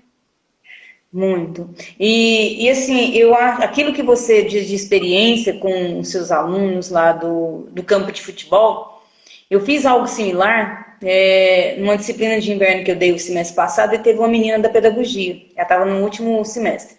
Quando ela terminou de fazer a disciplina, ela veio e falou assim, professora, vamos fazer uma oficina de literatura, assim, com os meninos lá da Biblioteca Asdal, que são as crianças e jovens que eu trabalho lá com deficiência, com Down.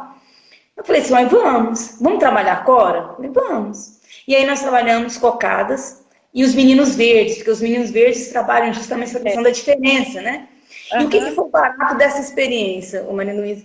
É que nós pegamos as cocadas, mas depois que nós terminamos todo o processo das oficinas, tanto com as mães quanto com os meninos, eu promovi uma viagem para a cidade de Goiás, igual você fez. E aí fechou tudo, sabe onde? Lá no Rio Vermelho, que era onde o jardineiro queria jogar os meninos verdes, né? Jogar os meninos fora.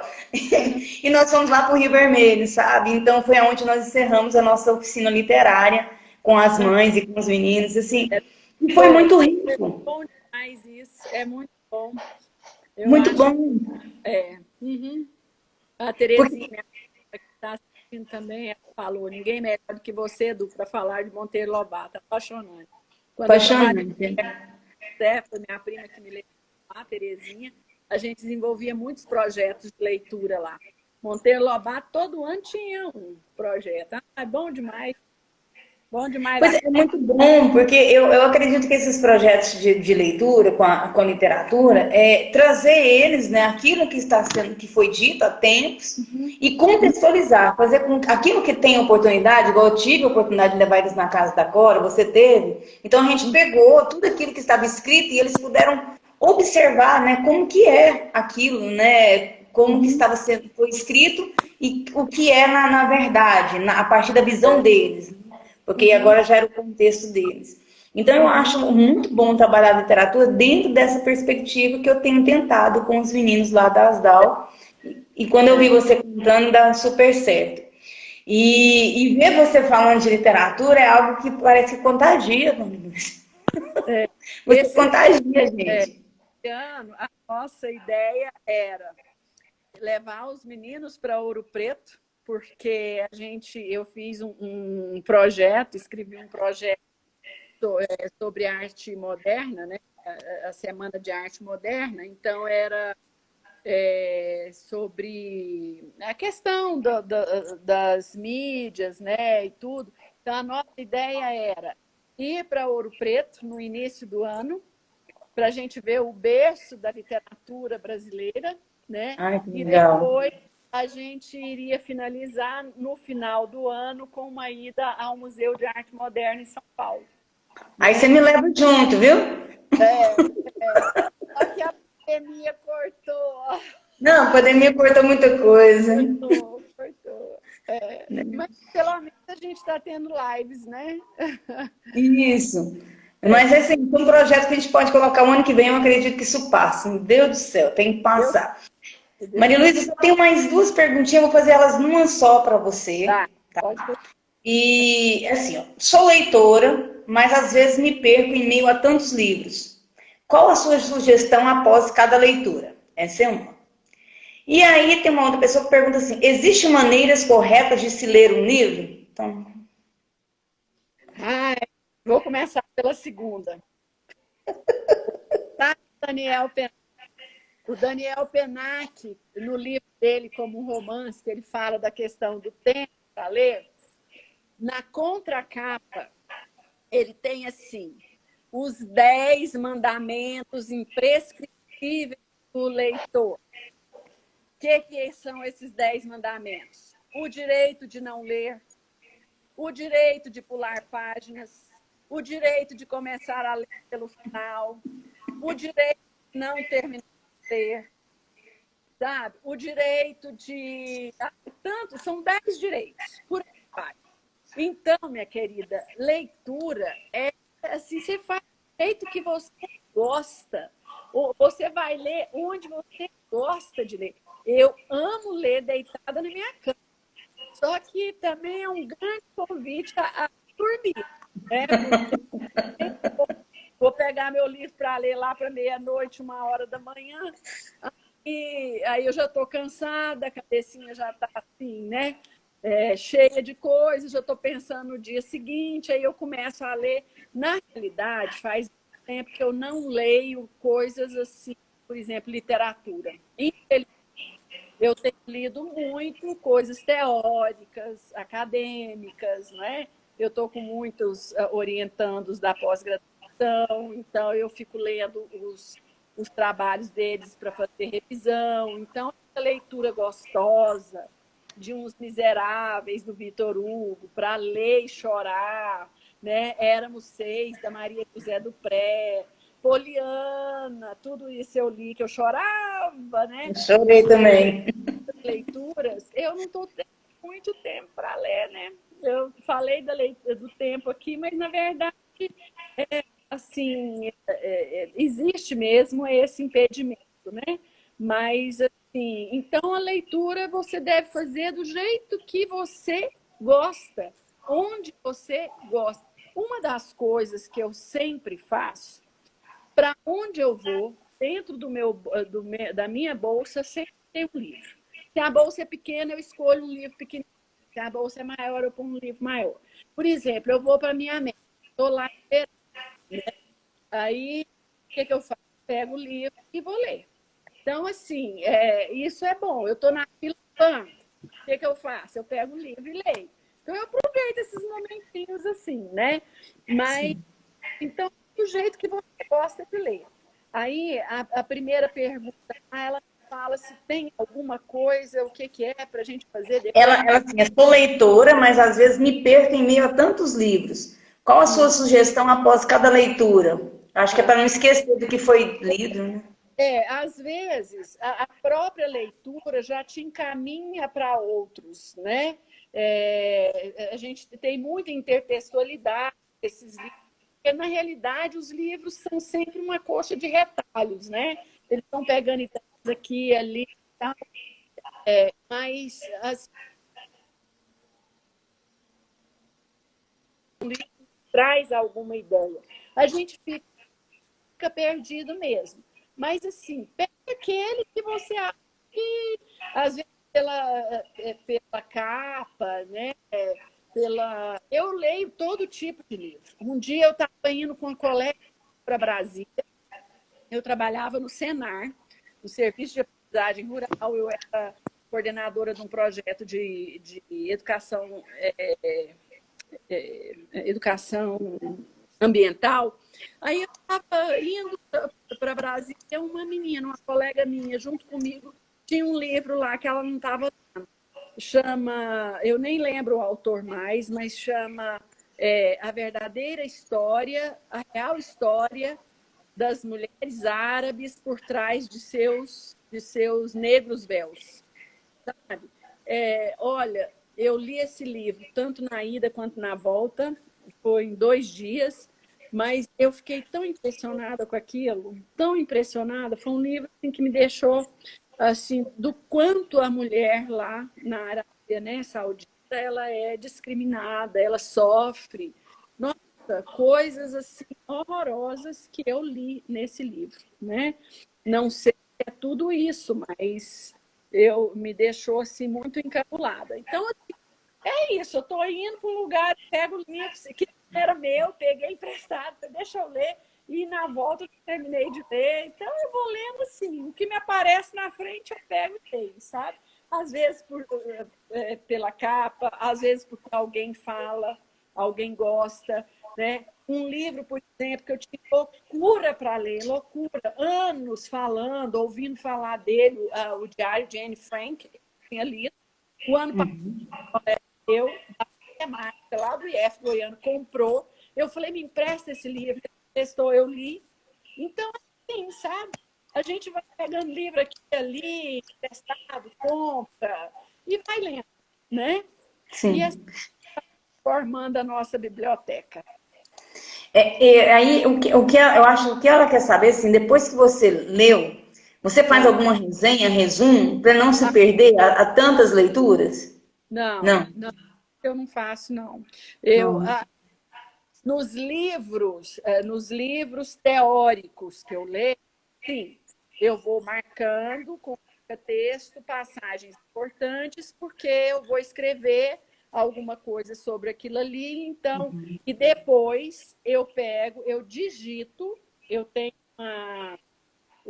uma pasta que é só de citações, eu digito parte importante que eu peguei no livro, colocando o número de página. Primeiro eu coloco a bibliografia, a referência, né? Bibliográfica do livro, aí eu coloco o número da página e vou digitando ali, para ver uma hora que eu preciso, eu tenho essas citações. Então, livros teóricos, eu leio dessa forma. livros acadêmicos, científicos, eu leio assim, rabiscando, colocando marca-texto ou marcando com lápis as partes que eu acho interessantes. Mas livros literários, não. Eu gosto de ler e guardar comigo assim na cabeça, no coração, na alma e falar deles. Eu não tenho essa questão de fichamento, essas coisas, não. Eu fiz isso com os livros da Lígia Borjunga Nunes, na época, eu fui passagens que eu achava importantes, porque eu ia precisar disso no meu livro que eu escrevi, né, do mestrado, da minha dissertação de mestrado. Sim. Mas na leitura normal, literária, não. Eu leio pelo prazer mesmo e eu nem fico preocupada. E, às vezes, uma ou outra passagem que é muito assim bonita, eu marco. Ponho lá uma marcação, às vezes eu dobro o cantinho da página, eu uso como uma epígrafe, eu uso como foi esse caso do Monteiro Lobato, né, do pedido de perdão do Jeca Tatu. Eu acho ele tão lindo, tão lindo, tão lindo, que eu já repeti ele tantas vezes que gravou, né? Memorizando, ele ficou na minha memória. Então, sim, assim, coisas que me tocam o coração, a alma, eu vou guardando, eu vou guardando em algum lugar. Mas, na maioria das vezes, eu leio sem marcação nenhuma. Entendi. Gente, infelizmente, né? Tudo chega ao fim, porque é igual a Terezinha falou aqui, ninguém melhor do que você, Du, para falar de Monteiro Lobato, é apaixonante. E realmente, a prosa tá apaixonante, tá assim, muito gostoso. E a Leda, né, que parece que estudou com você, ver a Du falar é apaixonante. Isso porque ela ama o que faz. E realmente, essa prosa foi muito boa. Foi muito bom ouvi-la falar a respeito de literatura, sobre a questão desse poder, né? E dessa sedução que a leitura tem. Você expressou isso muito bem, essa divisão desses dois termos, desses dois conceitos com relação à leitura. E eu quero agradecer a vocês que estiveram aqui conosco, né? Que participou dessas duas lives. Realmente o papo foi delicioso, foi uma prosa muito boa. Eu tô aqui, o Ariano Suassuna. A gente pergunta para ele, qual é o tema da sua palestra? Aí ele falava assim, a cultura brasileira. Porque tudo cabe na cultura brasileira. Então eu só falo assim, leitura, poder e sedução. Porque tá tudo lá dentro do poder e dentro da sedução, sabe? Tudo, é verdade. Não, quando você começou a desenhar, né, ali na primeira live, a questão do poder, né, e eu achei que você ia falar do poder, mas de um outro viés, sabe? Que geralmente as pessoas falam, né? É um outro viés. E você veio falando assim, desenhando. Eu falei, gente do céu, eu não tinha pensado assim dessa forma ainda. Das possibilidades que a leitura te dá, não só na questão de imaginação, mas no sentido real mesmo, né?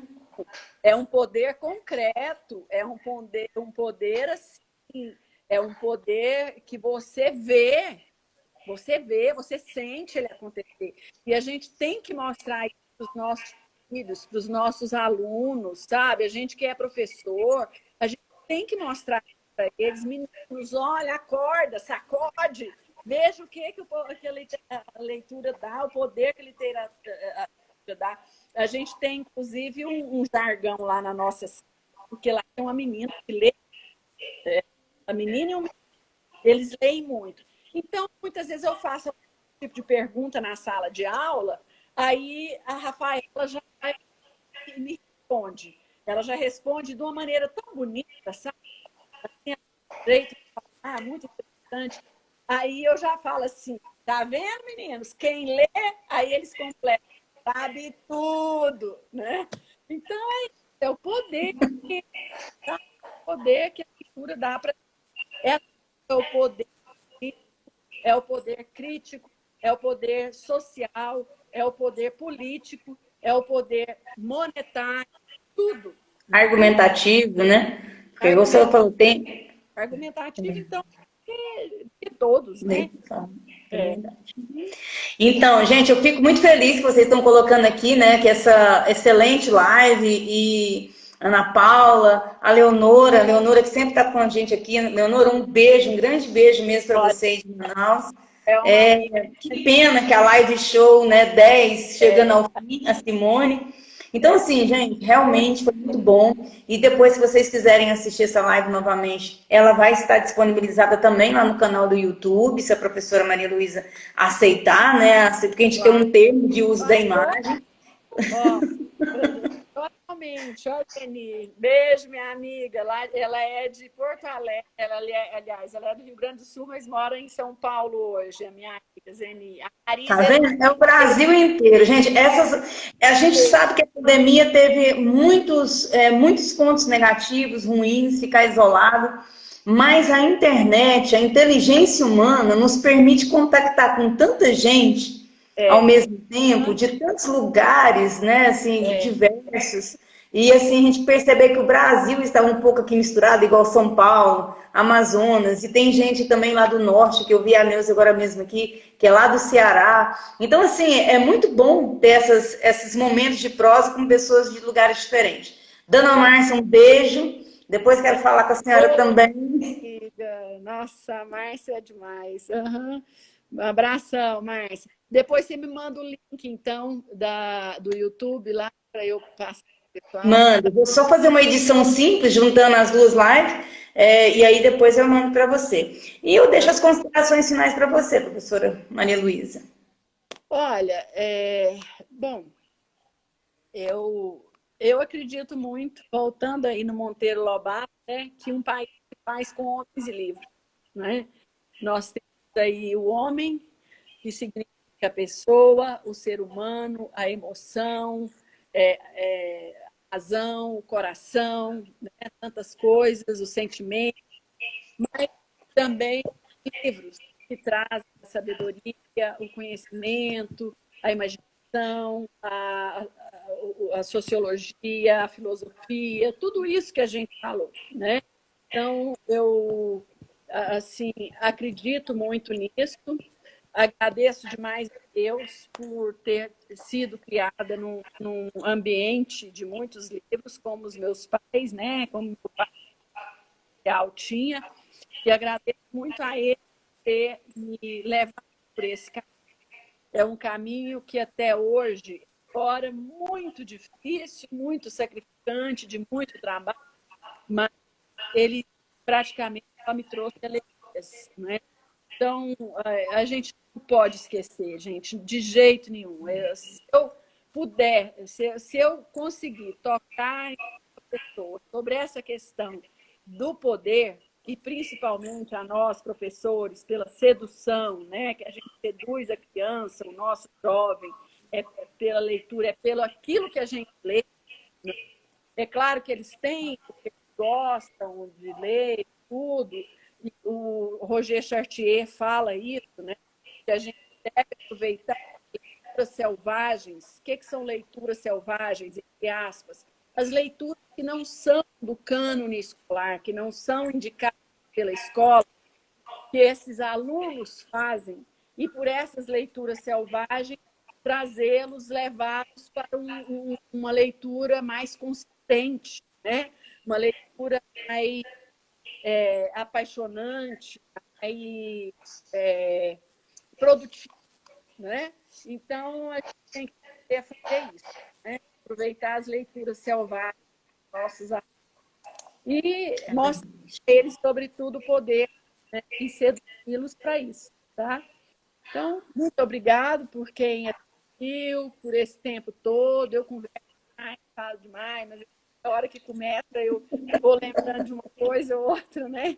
E aí acabo falando demais. Às vezes até um pouco cansativo, mas muito obrigada por todos vocês que estiveram e ouviram, né, esse tempo todo. E obrigado, Keila, sobretudo a você pelo convite, né? A gente continua trabalhando aí com leitura, vamos continuar.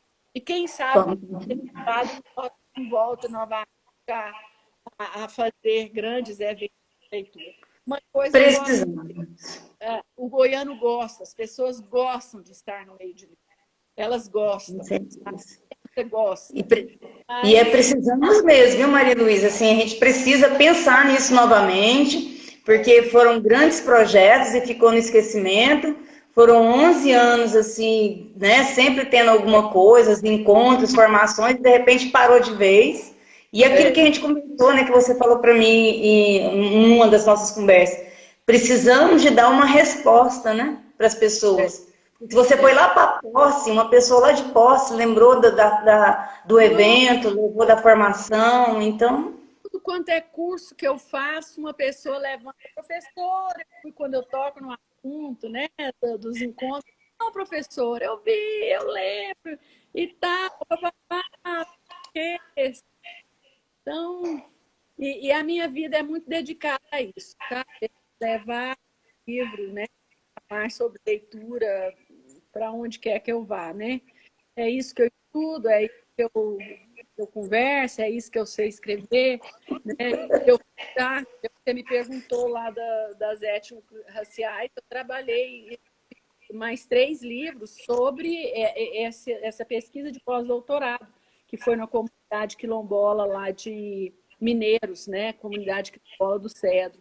Foi uma experiência muito boa. Eu me internei lá na comunidade para conhecer um pouco mais negro, né? Escrevi um livro bem interessante, que é esse aqui, Conto Cedrinho. Esse eu não conhecia, não. Esse seu aí não conhecia, não. Ele foi adotado até lá em São Paulo, na Secretaria Municipal de São Paulo. Eu debato muito essa questão da discriminação, né, racial. Tá? E depois eu quero pegar as suas referências, porque eu só tenho alguns livros seus. E depois eu vou fazer uma pesquisa rápida aqui, eu vi que tem muitos e que eu nem conhecia. Aí depois, se você tiver essas referências prontas, para eu publicar, para o pessoal ficar tendo acesso das referências que você comentou aqui. A maioria dos meus livros são lá da Cânone Editorial, da professora Madares. Obrigada, Roda Literária. A Roda Viva está aqui, ela, né? Parabéns, professora Maria Luísa, é encantador te ouvir. Realmente foi encantador, foi muito bom, né? E rever pessoas que fazia tempo que eu não via. E se você decidir fazer alguma coisa, eu acho que precisa a gente fazer algumas ações culturais, sim, questão de promover o livro, a leitura e a biblioteca, estamos aqui, tá? Você sabe, pode contar, a gente como diz o outro, a dona Márcia aí, é pau para toda obra. Isso. Tá? Então é isso aí, gente. Um beijo, tá? E muito obrigada por ter aceito o convite. Muito obrigada mesmo. Tá, obrigada. Um beijo. Tchau.